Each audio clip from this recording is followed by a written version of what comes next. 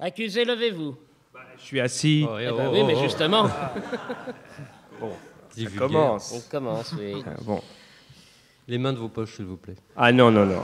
Non. Vos noms, prénoms, âge et qualité. Bah, vous l'avez dit tout à l'heure. Marc Ouais, Daniel ça me fait Cohn-Bendit. J'ai 37 ans. 37 ans et je suis journaliste, disons. Daniel Cohn-Bendit, vous êtes inculpé d'insultes à daltonien. Ah. Dans l'exercice de ses fonctions, hein, attention. En effet, vous qui étiez autrefois Dany le Rouge, vous êtes devenu, paraît-il, Dany le Vert. Le 22 mars 1982, vous avez déclaré « Je fais de la politique, je suis un peu de mèche avec les écologistes. Peut-être que dans 3 ou 4 ans, je serai député en Allemagne. » J'espère qu'un peu plus tôt, parce qu'on gagne plus. En tant que député, on gagne plus qu'un journaliste. Ah bon? Was? Ah bah oui, oui. Vous êtes également inculpé d'attentat aux mœurs, puisqu'en effet, depuis longtemps déjà, vous voulez changer la société, vous l'incitez au désordre. C'est ainsi, par exemple, que vous avez déclaré le 27 mai 1968 aux Parisiens libérés: « L'Arc de Triomphe est un monument con, le drapeau français est fait pour être déchiré et transformé en drapeau rouge. » Oula, ça m'a coûté une expulsion, ça. Ma langue maternelle est l'allemand, puisque ma mère était allemande et que mon père était allemand, que mes parents ont quitté l'Allemagne en 1933. Mon père était avocat à l'époque, ma mère était étudiante en droit. Mon père avait défendu dans le Secours Rouge des militants de gauche et d'extrême gauche, et des avocats qui défendaient des militants d'extrême gauche. Et la police lui avait signalé qu'il allait être arrêté. Et c'est pour ça qu'il a donc quitté l'Allemagne en 1933, non pas pour des raisons ethniques, mais pour des raisons politiques. C'était donc d'abord un réfugié politique. Mes parents ont vécu à Paris, mon frère est né en 1936, avant la guerre, et grâce au droit du sol intégral, mon frère a été déclaré français en 1936 à sa naissance. Il est né à Montrouge. Et donc, mon frère est français. Pendant la guerre, mes parents ont vécu à Montauban. Où mes parents faisaient partie d'un cercle d'intellectuels à Paris, avec des réfugiés dans les années 30, où il y avait Hannah Arendt, Blücher, Benjamin, etc. Et une partie de ces intellectuels sont retrouvés à Montauban, qui était un lieu pour réfugiés aussi bien d'Allemagne. Vous avez le sentiment, quand vous parlez une langue ou l'autre, vous êtes quelqu'un de différent. Ah non, je suis la même personne qui peut lire en français, en allemand, en italien, en anglais. Il n'y a pas pour vous un univers français, un univers allemand qui est lié à la langue, à la littérature, à l'atmosphère? Si, ce sont deux parties de mon univers. Ce ne sont pas des univers distincts, mais mon univers, c'est tout ça. Et quand je suis en France, je rêve en français. Quand je suis en Allemagne, je rêve en allemand. Ou en Italie. Je veux dire, justement, vous pouvez poser les questions dans tous les sens. 10 000 manières, dans tous les sens. Ça sera toujours, je suis une mosaïque, je suis un bâtard, je suis un mélange. Et bon, après, j'ai été élevé en France, j'étais à l'école communale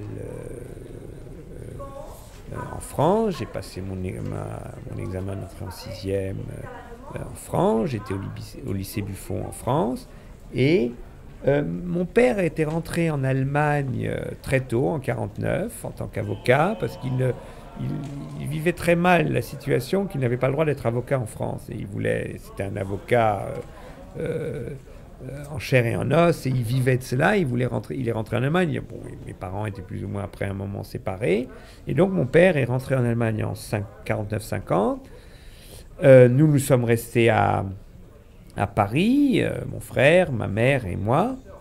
Et mon père, après, à la fin des années 50, en 58, est tombé quand même, était très malade, il avait un cancer. Et donc il a demandé à ma mère de venir en Allemagne. Et ma mère est rentrée donc en 58 en Allemagne. Et comme moi j'avais 13 ans, elle m'a emmené, mon frère restait à Paris, qui s'est marié d'ailleurs en 58, et mon père est mort en 59. Ma mère est rentrée à Paris. Moi, entre-temps, j'étais dans un internat très libéral, très ouvert, près de Francfort. Et après un an au début, ça s'est très mal passé. Je voulais pas quitter la France. Je pleurais, mais après, Daniel Cohn-Bendit, on a beaucoup dit que vous étiez d'origine allemande. Est-ce que ça vous gêne pour être un des leaders du mouvement étudiant français? Oh, vous savez, d'origine allemande, on a dit à mes parents quand ils sont partis en 1933 d'Allemagne, j'ai encore chez moi à la lettre, que mon père n'avait plus droit à la nationalité allemande étant donné qu'il était juif. Alors vous comprenez qu'on me rappelle maintenant comme dans Minute que je suis juif et allemand, ça ne me fait ni chaud ni froid. Si les gens veulent absolument que je sois allemand parce que j'ai un passeport allemand dû à une situation de famille quand même exceptionnelle, qu'ils le disent. Moi, j'ai vécu longtemps en France et les nationalités... On dit que je suis révolutionnaire. Enfin, ça se dit, hein, c'est pas moi qui le dis. Je croyais que c'était une vocation, pas un métier. D'être révolutionnaire? Oui. Oh, ça s'apprend, c'est dur, il faut travailler. Hein. C'est pire que la radio. Hein. Vous avez appris ça comment? Ah bah par hasard. Par hasard, c'était... j'étais dans la rue et puis quelqu'un me dit « Dis donc, on cherche quelqu'un. » C'était en 67 pour faire le con, là. J'ai dit « D'accord, moi j'ai rien à foutre, je suis au chômage. » Et hop, c'était embringué. J'ai passé mon bac en Allemagne, je revenais en France et d'abord je me suis inscrit en mathématiques à Orsay. J'ai fait 15 jours à Orsay et j'étais extrêmement malheureux, je me sentais pas bien et j'avais intégré un petit groupe de libertaires dont la majorité était étudiant à Nanterre. Donc il y avait Jean-Pierre Duteuil, Dominique... enfin un groupe comme ça, et je les ai rejoints à Nanterre. La raison, c'était ce groupe, et j'ai changé de cheval de bataille, et je me suis inscrit en sociologie à Nanterre pour être avec ses copains. Et au début, justement, c'était comment? Comment vous avez trouvé Nanterre, l'ambiance, les profs, enfin, comment ça se passait, en fait? Bien, écoutez, Nanterre avait un côté, disons, convivial, entre guillemets, parce que c'était tellement extraterrestre. C'était une université au bout du monde, entre une ligne de chemin de fer et un bidonville. Et donc... comme c'était la deuxième année, si je ne m'abuse, c'était la deuxième année de Nanterre, donc comme il n'y avait rien d'autre à faire, c'était une université où quand on y arrivait le matin, on allait au cours, on déambulait, on allait à la cafétéria, on revenait. Que l'opinion publique parle de ce qui s'est passé, pour que l'opinion publique soit alarmée, nous proposons de ce soir une occupation d'un bâtiment de la faculté de Nanterre, où nous resterions toute la nuit pour déterminer notre volonté que les victimes de la répression policière, que ce soit Xavier Langlas de la faculté de Nanterre, que ce soit vous, membre du comité Vietnam national, ou que ce soit les étudiants de Caen, ou que ce soit les étudiants de Nantes, nous sommes désormais décidés à mener la lutte pour que tous ceux qui sont victimes de la répression... Donc, Patrick Lecoq, la faculté des lettres de Nanterre sera fermée. Elle sera fermée demain et samedi. On attendait cette décision depuis ce matin. Le doyen de la faculté, M. Grappin, l'a rendue officielle il y a 2 heures. Yves Mourouzi assistait à la conférence de presse du doyen Grappin. Il est actuellement dans les locaux de la faculté à Nanterre. Depuis une demi-heure, la faculté des lettres de Nanterre a fermé ses portes. Les professeurs ont décidé de ne plus faire cours, et ce, jusqu'à lundi. Le doyen Grappin a rendu publique cette décision à travers toutes les salles de cours où les étudiants l'écoutaient avec attention. Pour le doyen, il s'agit d'une mesure qui a été prise à l'occasion d'agissements d'une minorité d'étudiants. Le doyen sait parfaitement que la très grande, l'immense majorité des étudiantes et des étudiants est tout à fait étrangère à des agissements qui constituent à la vérité la plus mauvaise réponse aux préoccupations légitimes des étudiants. Ceux-ci... Comment voyez-vous l'évolution de ce mouvement qui a l'air de prendre un peu d'ampleur? Est-ce que vous pensez qu'il va atteindre les mêmes proportions qu'en Allemagne ou en Italie? Ça, c'est du prophétisme. Je ne suis pas prophète. S'il y a effectivement, comme beaucoup de gens semblent l'analyser, une crise aussi à l'université française, le mouvement va se développer.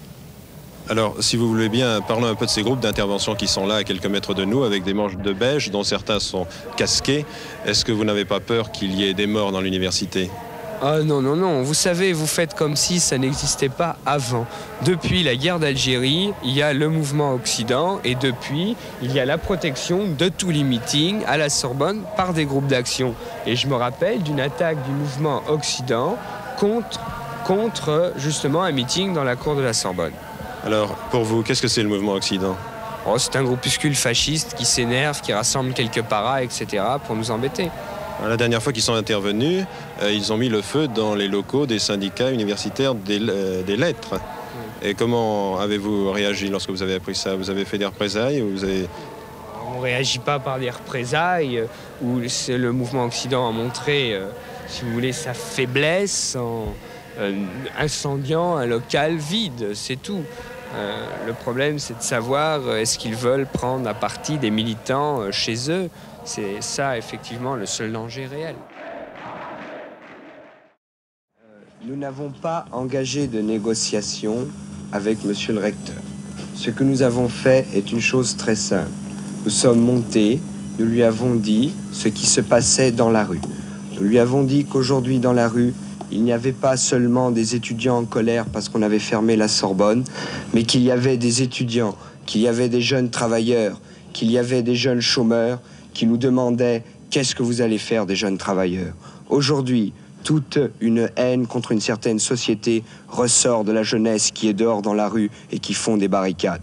Pour éviter toute effusion de sang, pour éviter qu'il n'y ait pas des morts ce soir, nous avons mis monsieur le recteur pour qu'il transmette à qui que ce soit les gens devant leurs responsabilités.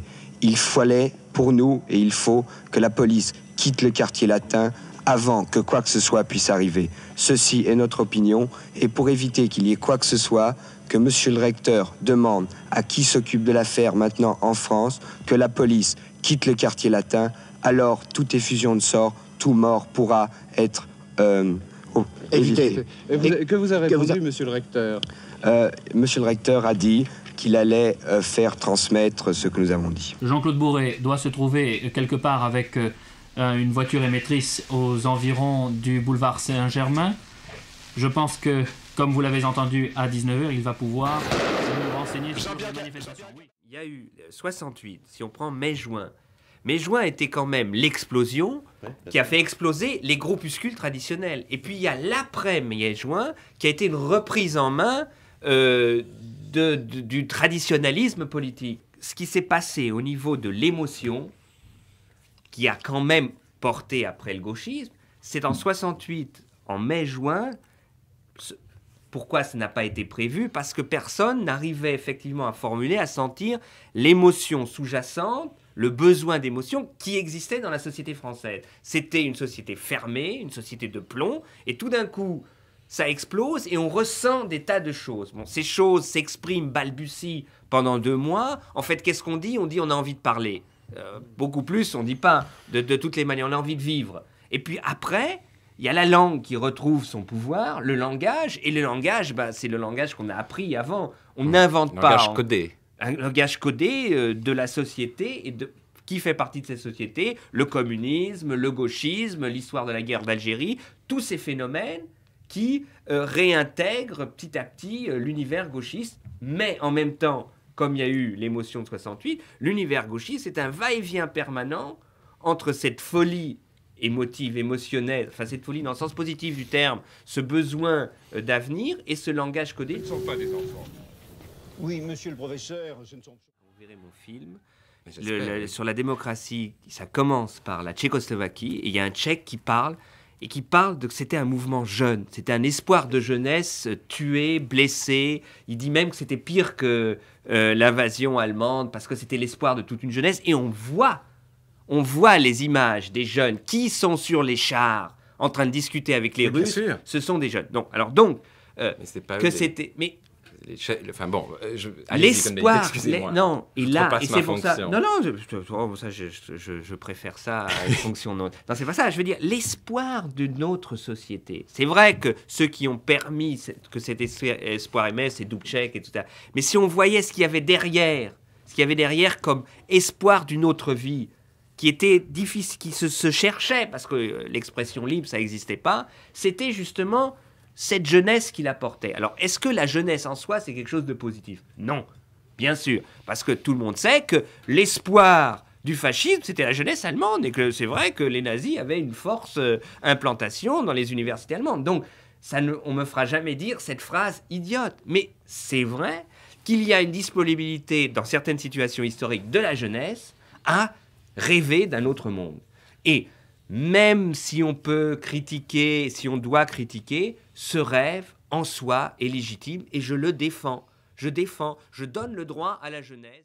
Ce que je dis donc, c'est de ne pas non plus mésestimer notre incapacité, si nous ne trouvons pas justement des formes d'action qui intéressent les gens qui puissent mobiliser. Car nous devons justement, je crois, trouver aussi nos formes d'action. Et ce ne sera pas simplement une organisation révolutionnaire qui ne pourra pas mobiliser, qui justement mobiliseront les gens parce que la presse bourgeoise, la radio bourgeoise telle qu'elle est, sera obligée de parler de ce que nous faisons. C'est pour cela que je crois, et c'est par-dessus que je voudrais en finir, qu'aujourd'hui, en continuant notre action, en développant le plus rapidement possible la discussion sur l'organisation révolutionnaire, en nous formant en comité d'action, que ces comités d'action doivent être capables aussi de mobiliser les noyaux révolutionnaires, pour que ces noyaux révolutionnaires puissent, devant les réseaux des barbouzes et autres organisations gaullistes ou crypto-fascistes, résister justement à la fichisation du régime. Mais que cela ne doit pas aboutir à l'erreur historique, souvent répétée, d'une précipitation organisationnelle qui sabrerait, je le maintiens, le mouvement. C'est pour cela que je crois que maintenant, la discussion n'est plus tellement à mener ici. Les éléments de discussion ont été apportés largement par les camarades ici à la tribune. La vision de Daniel Cohn-Bendit à 23 ans, c'est qu'il y a un vieux grognard à la tête de l'État français qui ne comprend rien, qui a une vie, qui a une vision morale de la vie, une vision morale des rapports entre les gens, qui datait à notre siècle. Et un peu, donc, de dire la meilleure chose qui puisse arriver à la France, c'est que De Gaulle disparaisse, donc ces fameux 10 ans ça suffit, adieu De Gaulle, etc. Comme il n'a rien compris, mais là il n'était pas le seul.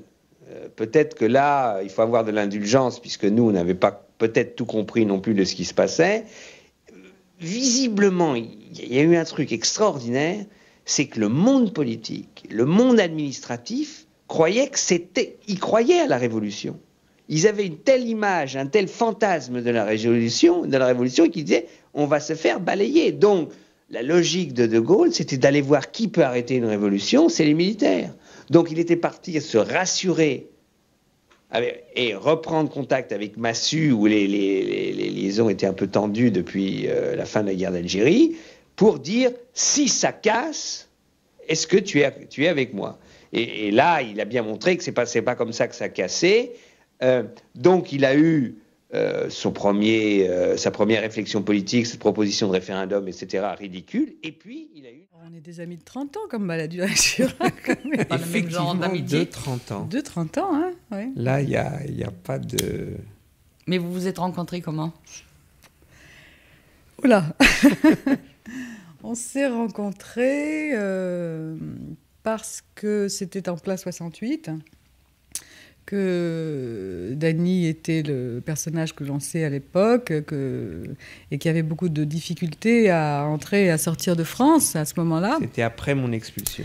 Après l'expulsion, et moi j'étais militante à ma façon. Je travaillais avec un petit groupe de gens plutôt proches de l'Amérique latine qui m'avaient dit il faut qu'on trouve une bagnole pour faire sortir Dany Cohn-Bendit de France, enfin de façon illégale, vu qu'il ne peut pas aller et venir librement. Et moi, je ne connaissais pas Dany, à part l'enthousiasme qui me provoquait quand je l'entendais parler, divaguer. Et un jour, j'ai eu un rendez-vous, je ne sais pas comment dire, amicalo-militant avec mes camarades qui m'ont dit « Bon, tu as une voiture de sport. » À l'époque, j'avais des voitures de sport, j'en ai plus du tout depuis. Et ce sera très bien, ça donnera le change. Et tu as rendez-vous avec un type à tel endroit que tu vas prendre dans ta voiture et tu vas nous suivre et on va faire un périple pour le faire passer de l'autre côté. Je me doutais vaguement que c'était Dany, mais je n'étais pas très sûre. Et je me suis arrêtée à un endroit, boulevard Raspail, je me souviens plus lequel, et j'ai vu cette espèce de tordu.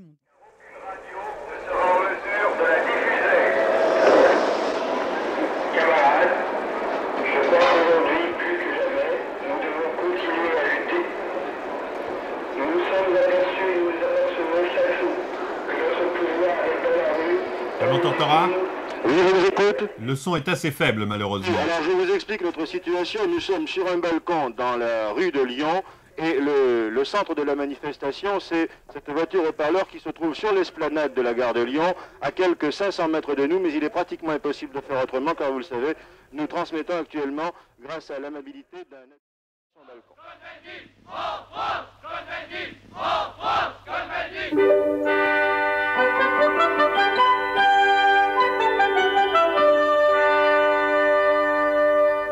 Il est 7h, Intermatin, au micro Bernard Nico, Jacques Chabot, Paul Laporte. Les titres, Daniel Cohn-Bendit, rentré clandestinement en France, a pris la parole cette nuit à la Sorbonne. Coup de théâtre donc cette nuit à la Sorbonne, c'était un peu avant minuit et comme chaque jour il y avait un meeting dans le grand amphithéâtre, soudain un étudiant demande le silence et annonce qu'une importante personnalité va parler.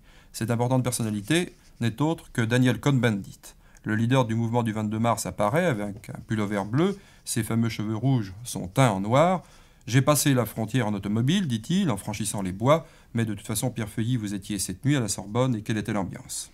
Oui, j'étais dès minuit à la Sorbonne avec de nombreux autres journalistes, tous convoqués à la hâte par le comité de presse de la Sorbonne. En tout, plusieurs centaines, agglutinés, pressés dans une toute petite pièce. Très rapidement, le service d'ordre s'aperçoit qu'il faut faire évacuer la moitié des journalistes dans une salle beaucoup plus grande. Chacun de nous essaie alors de se rapprocher le plus possible de l'endroit où Daniel Cohn-Bendit est censé devoir prendre la parole. L'installation des caméras de télévision étrangères, américaines, anglaises et allemandes, provoque même de sérieuses bousculades. Un peu partout, c'est la ruée vers les quelques rares téléphones qui se trouvent à proximité. D'âpres discussions sont en...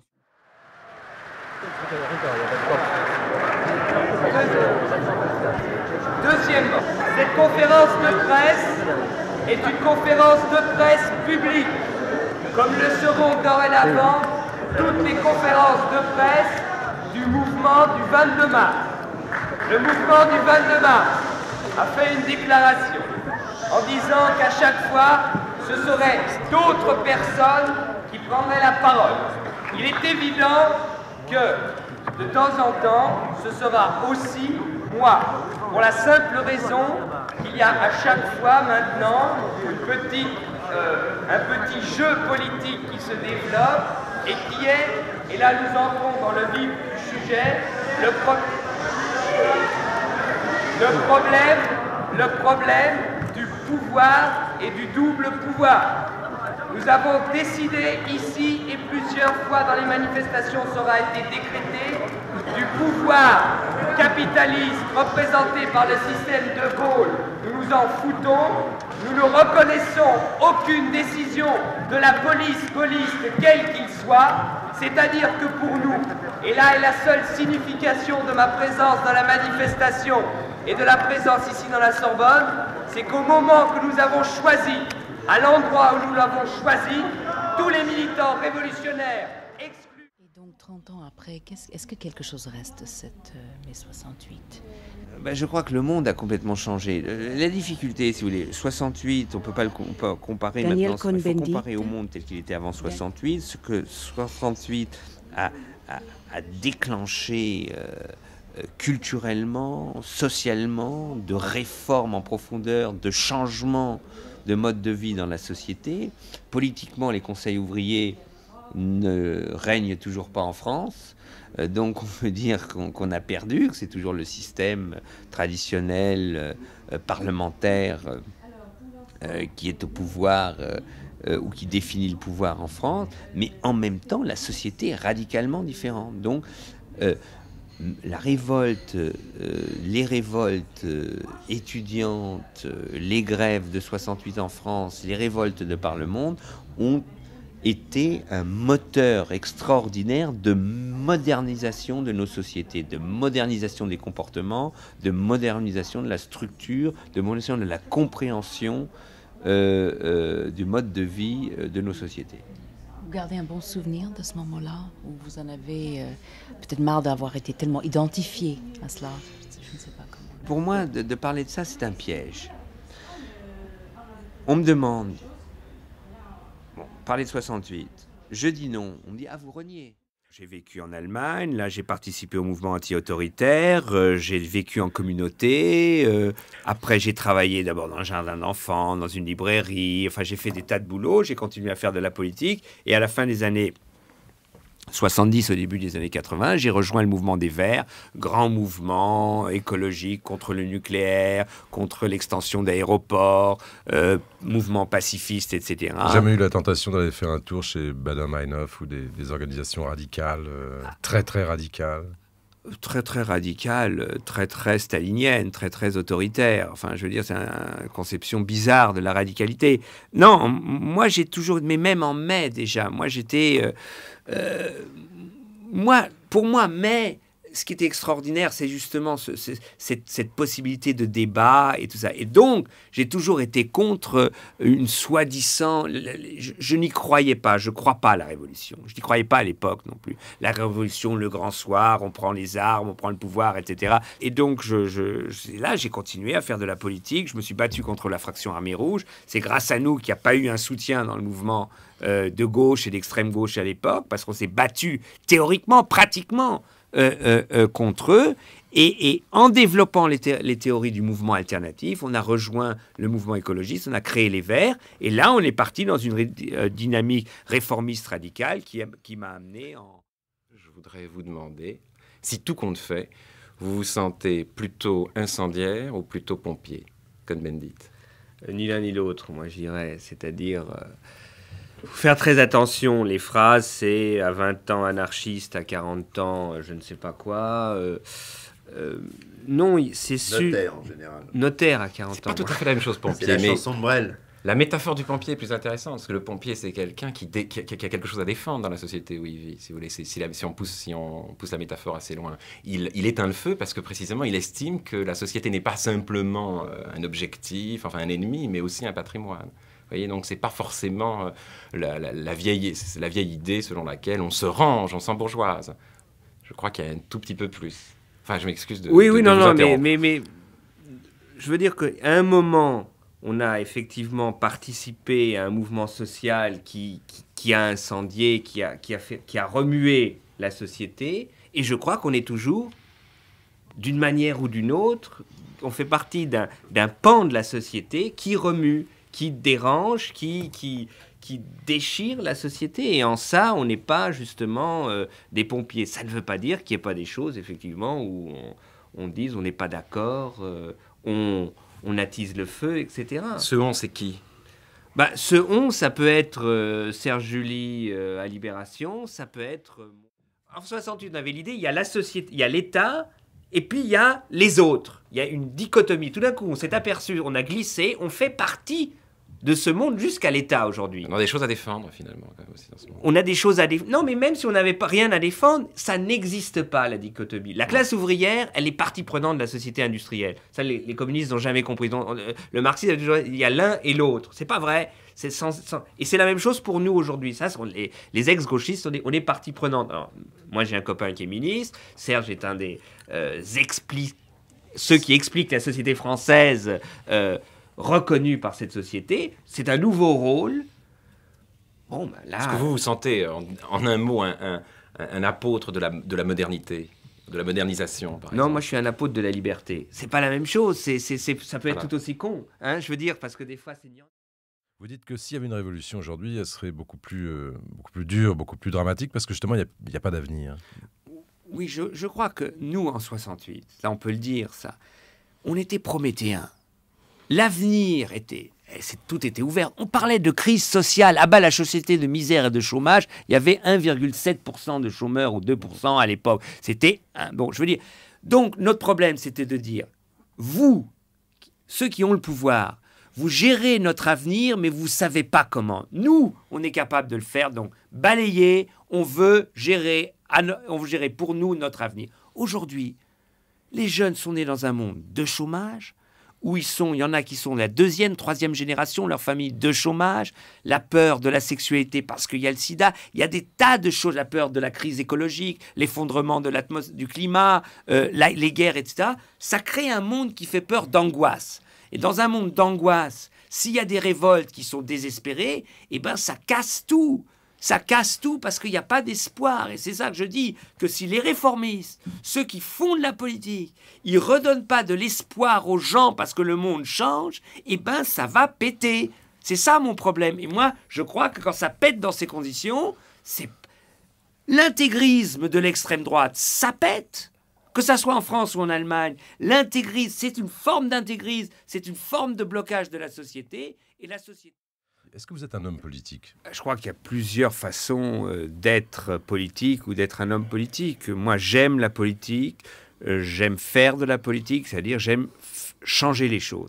Je crois que nous vivons dans un monde où il faut changer beaucoup de choses, et c'est pour cela qu'il faut intervenir sur le terrain politique. Mais tout le problème, c'est de la manière de le faire, de quelle manière, et surtout, il faut avancer des idées. Il ne faut pas aller... il faut pas aller à la pêche à la ligne ou essayer de prendre d'une manière d'un populisme un peu débile, de prendre des idées pour se faire élire. Il faut avancer des idées. Le vote est clos. 498 votants, 30 pour, 457. Vous aimeriez vraiment être député ou ministre ou président? Ah oui. Sérieusement? Sérieusement. Un tribunal, c'est déjà bien, mais un parlement. C'est fantastique, les discours. Mais monsieur de l'opposition, ça fait des années que nous essayons de changer le monde. Et d'un autre côté, l'opposition qui dit « Mais monsieur, vous mentez !»« Mais oui, je mens. Mais c'est pour ça que je suis un homme politique. » On peut faire des choses absolument fantastiques.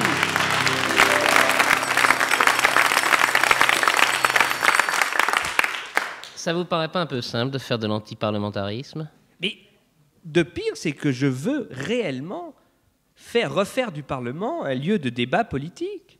L'antiparlementarisme, c'est pas moi, c'est les députés. Tout est décidé à l'avance, en bloc. Alors donc, un débat n'a pas lieu. Moi, je veux être un député qui, effectivement, veut en débattre, en découdre à l'Assemblée. Et alors là, ça peut être vraiment bien.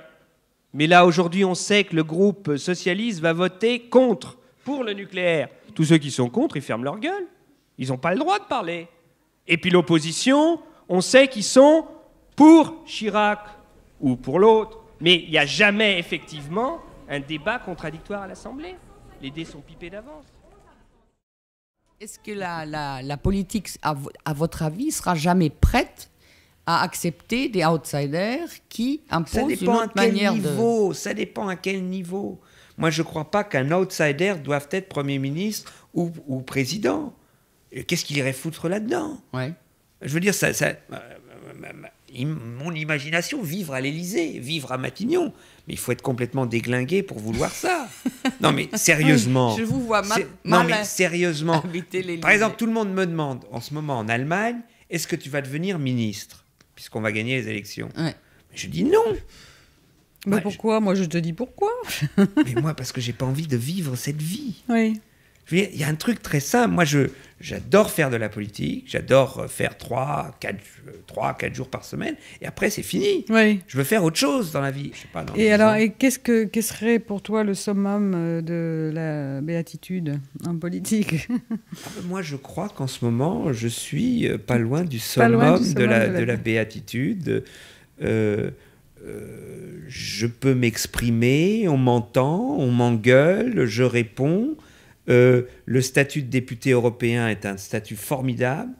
Je peux faire énormément de choses parce que moi, je prends l'Europe à bras-le-corps. Je suis en Italie, en Pologne, machin. Donc, j'essaye vraiment de structurer une opinion publique européenne. Mm-hmm.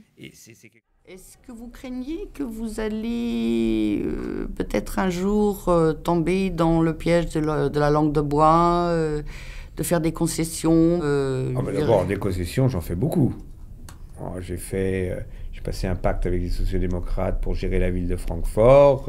Je défends l'idée qu'il faut faire un pacte avec les sociodémocrates pour arriver au pouvoir en gouvernement en Allemagne là en septembre.